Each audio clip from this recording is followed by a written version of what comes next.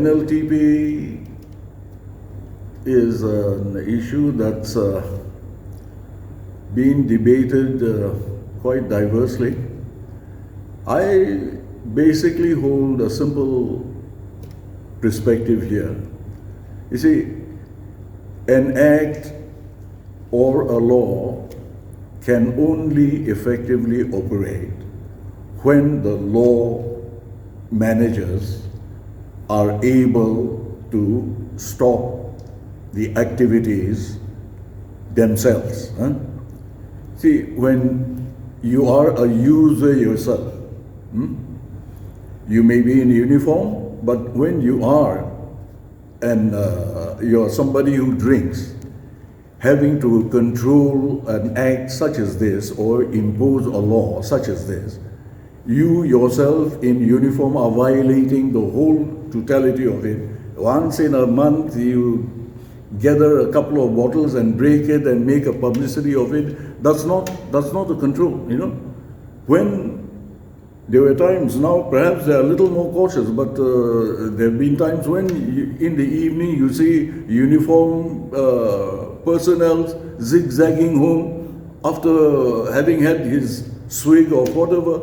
You know, when the law managers become the users themselves, there's no way any law can operate, you see. So this is one simple fact. But you see, when the churches make a movement, yes, they are concerned about the welfare of our people's health, maybe. But you know, even to the church, I'd like to say that, you see, prohibition has been a part of so very many countries who have tried it and have failed, America being one of it. And the only thing that generated was the mafia system with bootleggers, and it became a total operations in a violent manner where you brought in smuggled booze from every damn where, and the mafia emerged as a very serious evil in the society, and America has still not been able to wipe out the mafia, you see.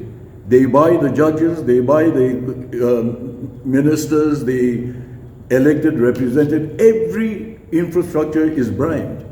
They get away with all the crime, you see.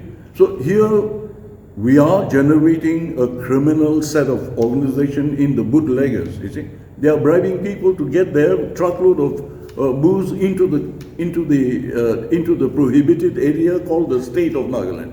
We are the wettest dry state, and the evil that emerged from the prohibition was outweighing the actual destruction that alcohol itself was creating in the life of a human being, right? But to the church, I would like to just say one simple thing. You see, God gave us, mankind, the freedom of choice. Okay?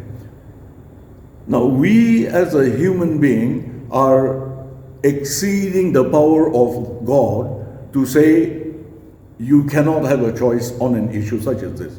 It is for you and I to decide for myself. I must realize that drinking is not good for my health. All right. The church should teach me that and allow me to learn that and give up my habits rather than make it a law, you see, to force me. Because when I'm a drinker, I'll get my drinks from anywhere, you see, whether the church tells me or not. But the comical part in the whole thing is the churches may keep on campaigning saying NLTP should remain, and the politicians are afraid because the churches are saying it. I was a bit amused because normally when it comes to election, you see, whether you are a pastor or a deacon or a member of a church, the moment election comes,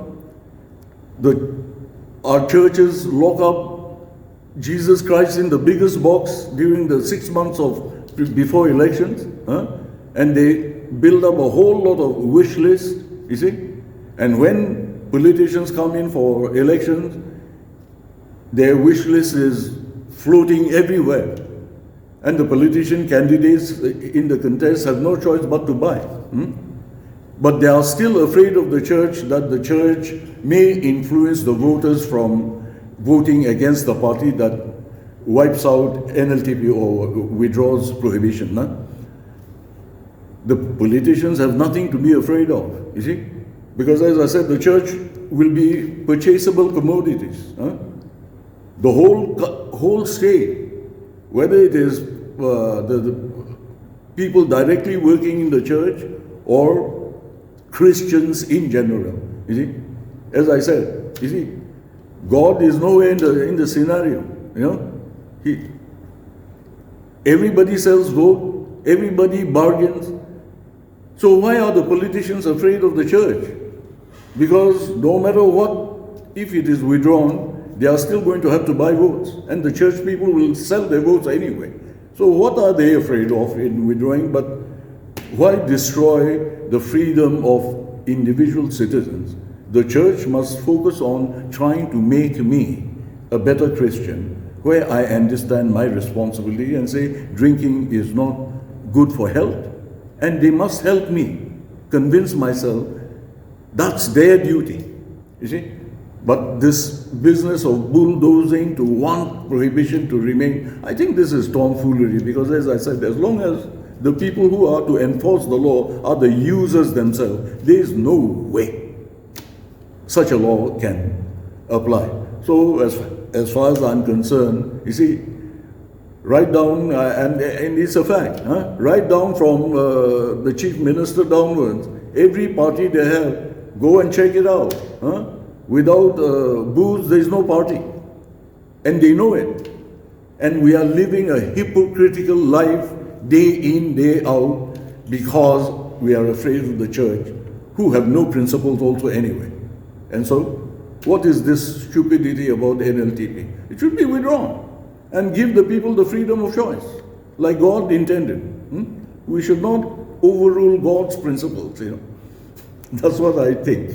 So what's your opinion on partial lifting of NLTP? Partial? Partial lifting.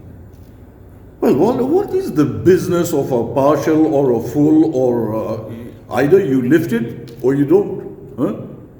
Because partial means you're still going to allow, in what way will partiality be be defined? Bring in 2 bottles in a day or 20 bottles in a month, that kind of restrictions. If you're allowing it, let it be, and let people buy if they want to, if they feel guilty that it's a bad habit not to be involved in such a thing, then let them stop buying. But what is this partial prohibition? It doesn't make any sense to me. Either withdraw completely or don't withdraw at all and try to enforce it. But as I said, as long as the enforcers themselves are the users, there's no way. And as I said, it starts right from Chief Minister downwards, who are trying to, who violate the law day in, day out. But in the street, the law applies by words only. So what is the business of maintaining a dry state that is the wettest as compared to all the wet states in the country anyway?